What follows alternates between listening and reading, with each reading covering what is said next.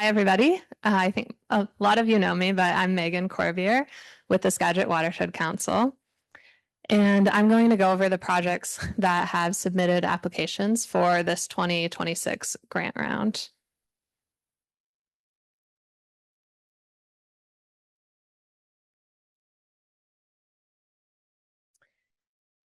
Okay, so the Skagit Watershed Council facilitates the Salmon Recovery Funding Board, or SRF Board. I'll use the acronym a lot.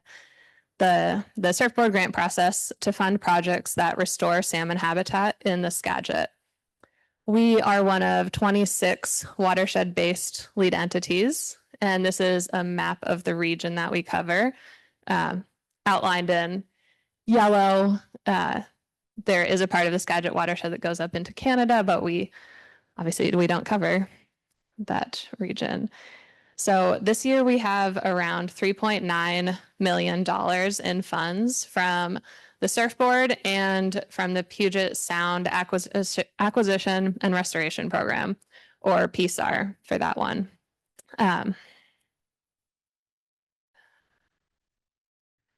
So this is just an overview of how the grant round works with the lead entity.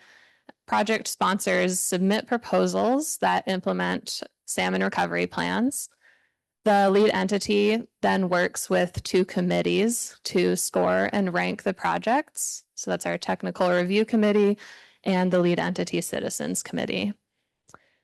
The ranked list that comes out of the citizens committee is submitted to the SRF board for final review.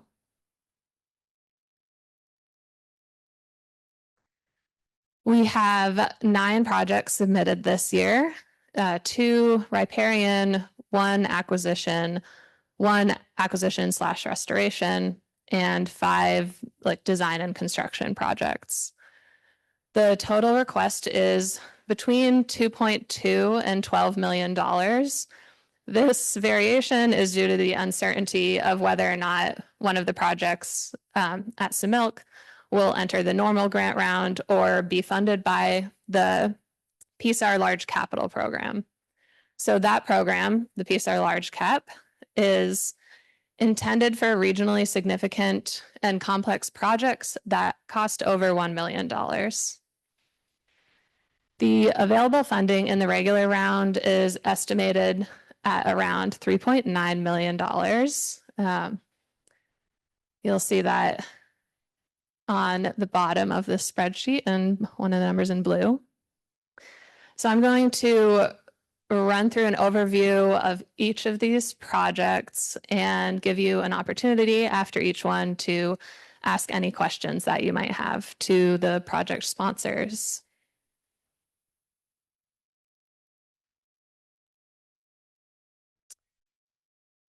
So the first project is in an intensely monitored watershed. That's what IMW stands for.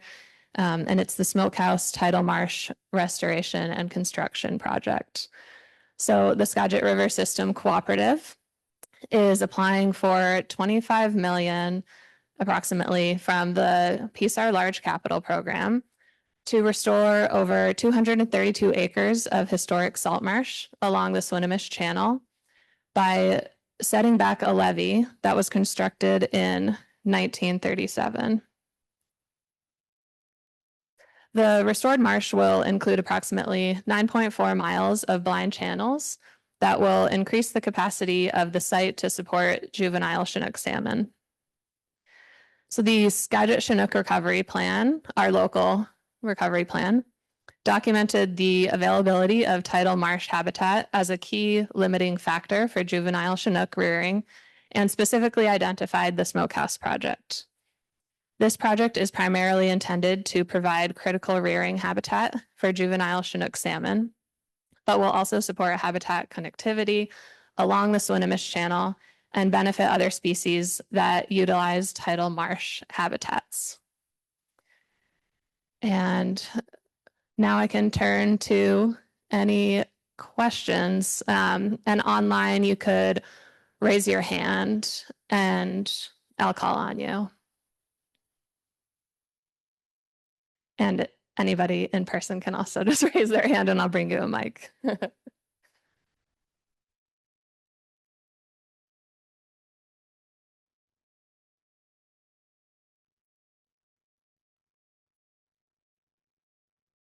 Okay, I'm not seeing any questions. I do want to note, I guess for online, I'm not sure that we would see the chat. It might pop up. But yeah, I guess if anybody writes anything in the chat and I don't notice, feel free to interrupt me. Oh, Don? Yeah, I'm curious if there's projected fish usage through this project and what sort of numbers, and it doesn't have to be exact numbers, just kind of round would be Yeah, important. projected fish usage. So it looks like Devin isn't on here yet. He might be joining later, but Colin, are you able to answer that question?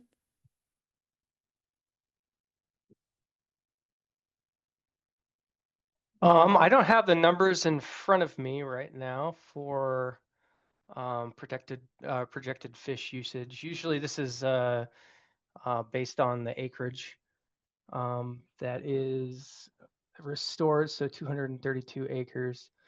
I'm sure this is a question we can easily answer. It's probably in the application, but yeah, I'm not the direct project manager for this, so I'm not as up to date on these specific numbers. Perfect. I'm I'll put sure I my could get this email answered in for you the pretty chat, quickly, though. Colin, and when you or Devin get a hold of those, if you could just email me. And once again, I'm not looking for exact numbers. I'm just kind of curious, like ballpark, how many fish agricultural lands will be able to produce over its lifetime. Sure. Who's asking the question again? Sorry. Don McMorrin, WSU Skagit County Extension. And it looks like you entered your email in the chat. I did, yes. Okay. Sure. Yeah, I'll definitely either respond to you directly or have Devin. Awesome. Thank you. Yep, you're welcome. Okay. Thanks, Colin. Any other questions before I move on? Brian? Yeah, Colin, I was just curious if you could include me on that response as well. Appreciate the question. Yeah, sure. Who's It's that? Brian Lanowet from Upper Skagit. Sure. I'm sure the application has that, or I'm guessing that the application has that information in it. So we could just. Yeah, we're guessing the application has that information. We could also just send you the project fact sheet, I believe, as well. So yeah, I'll work with Colin to get you the answers. That would work. Thank you. Yeah. Okay. Thank you. So next, we have another intensely monitored watershed, the Similk Estuary, and this is phase 3 of restoration. The Skagit River System Cooperative is applying for $9.8 million for this project to fill in the remaining funding gap for this third and final phase of the Similk Estuary Restoration Project. The previous phases have been funded through Surfboard, and Skagit River System Cooperative, I might say SRSC as well, just to warn you all, has completed habitat and channel designs along with most of the habitat construction. The road and bridge design is almost finalized. This project will connect the wetland and marsh north of the beach berm and the road to the tidal influence of Similk Bay. Over 4,000 feet of tidal channels will be excavated and 1,400 feet of coastal stream will be daylighted and restored. The resultant tidal marsh and coastal stream will be accessible to fried migrant juvenile Chinook salmon from the nearby Skagit River Delta. Pocket estuaries are one of the 2 estuarine habitat types identified in the recovery plan as essential to reach restoration capacity goals. And Similk is also specifically identified in our Skagit Chinook recovery plan. Any questions for Similk? And I see, Don, you still have your hand up. Do you have Oh, a new sorry. question or was? Well, I was just thinking out loud. How many holes is that going to take off the golf course?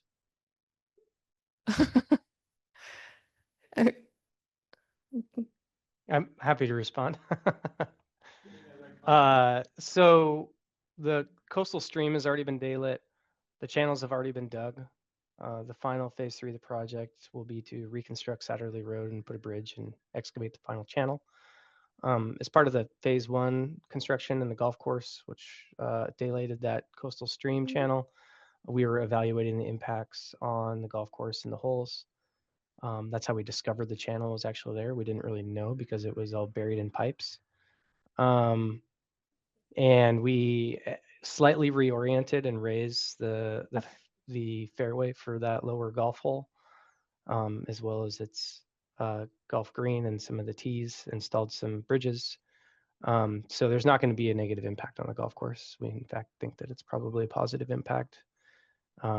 Provides some kind of interest, I guess, to golfers there. We are going to be installing educational signage, and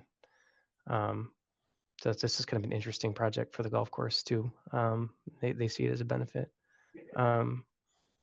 By the way, if there's no more questions on this project, I can respond to the smokehouse one too whenever we're ready. Yeah, you can respond to that one, and I'll ask again for questions on Similk after. Sure. Yeah. So in the just the basic application for the smokehouse project, looks like there's a citation for Mike Lemoyne did an analysis of the habitats there at Smokehouse and the expected results for Chinook production from the channel design that's been submitted. And so the yield is approximately 20,869 smolts based just on the project footprint alone, and upwards of 47,000 once connectivity improvements are realized at the McGlynn Jetty to the south. Yeah, so there's potential for it's a pretty large impact, and then and expanding with other future connectivity improvements. Thanks, Colin. Okay, any other questions? Paste that in the chat. Oh, thanks, Colin. Any other questions on the Similk project?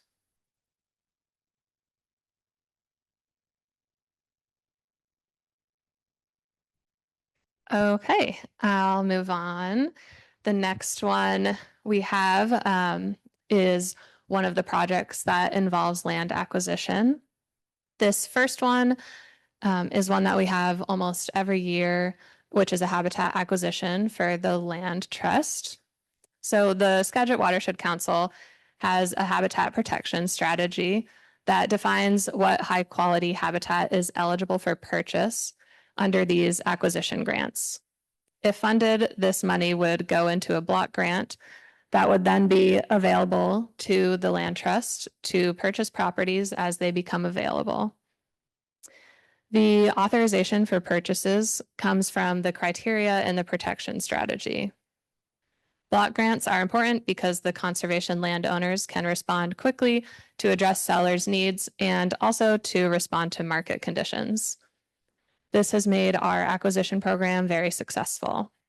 So the Skagit Land Trust has applied for $750,000 this year to protect high-quality Chinook habitat through voluntary property acquisition and conservation easements.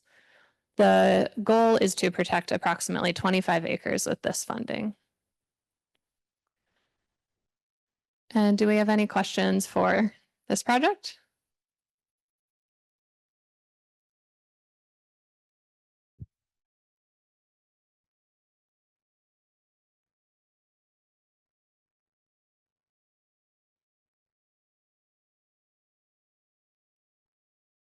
Okay, I'll keep going. The next project is the acquisition and restoration project from Seattle City Light. They've proposed to acquire a 13.3 acre property and remove structures, treat invasive species, and restore native vegetation on a slough and throughout the floodplain of the property. The location is confidential by the landowner's request until the property has closed. Seattle City Light will be using $300,000 of their own funds, along with the requested funding of $280,000. This area the area of this project provides rearing habitat for multiple Chinook populations. Any questions for Denise on this one?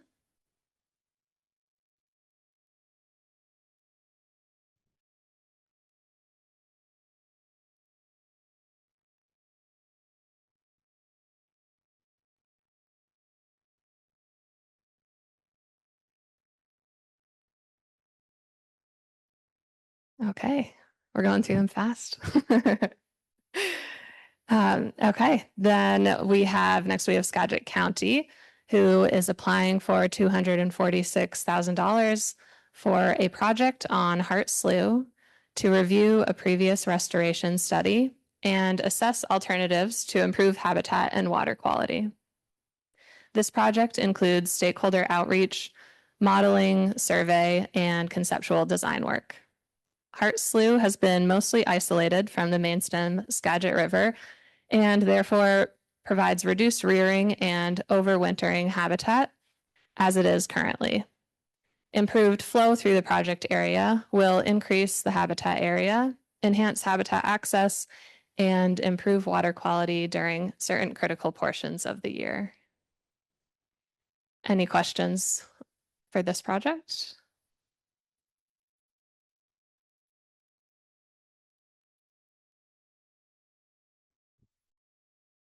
Just a clarification, Hart Slough that's over by Highway 9, over by Cedar Woolley and Sterling, correct? Yeah, and Emily is the sponsor for this, so I'll give the questions to her. That's correct. Can you guys hear me? Yeah. Yeah, thanks, Okay. Emily. Yeah.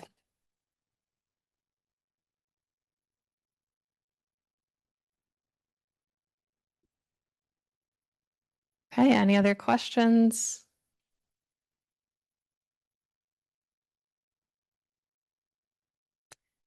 Okay, the next project is also from Skagit County. They have applied for $243,000 to begin the outreach and technical meetings required to plan floodplain restoration at Mill and Savage Creek. This work will build on the work funded last year by the Surf Board to relocate the South Skagit Highway out of the floodplain. This work will include a survey, outreach, and conceptual design. The proposed restoration would provide rearing habitat for multiple Chinook populations. Any questions for Emily on Mill Creek?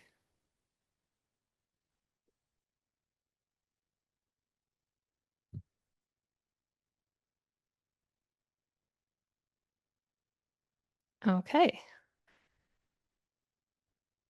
The next two projects are for riparian restoration. The Skagit River System Cooperative has applied for $420,000 to restore 30 acres of riparian and floodplain forests along the main stem Skagit River and Cumberland Creek by increasing conifer cover and decreasing non-native trees to improve Chinook salmon and steelhead trout habitat.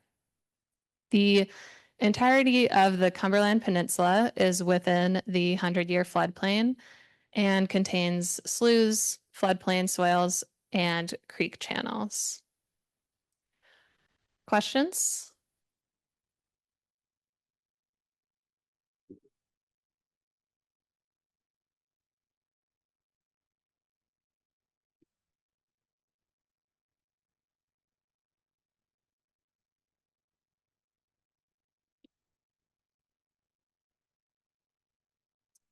The next project is a little different. The lead entity Citizens Committee decided last year to set aside $200,000 from this year's regular grant round for a riparian set-aside. The set-aside is intended for small maintenance projects on former surfboard-funded planting projects that would have a hard time competing in the grant round otherwise. This is Skagit River System Cooperative's compilation of riparian projects for this grant round. They're applying for $156,000 to steward 83 acres of past funded riparian projects in high priority areas. The maintenance will include removing competing vegetation from around planted trees and controlling invasive species. The initial projects were successful at installing and initiating the vegetative structure needed to form habitat processes. Additional maintenance is needed because of the short timeframes associated with the original grants. A small amount of effort applied at this stage would build on past investments and accelerate the trajectory towards self-sustainability. This work will benefit Chinook salmon and steelhead trout, and the map that is shown shows the location of the 10 projects that are proposed in this grant. Questions?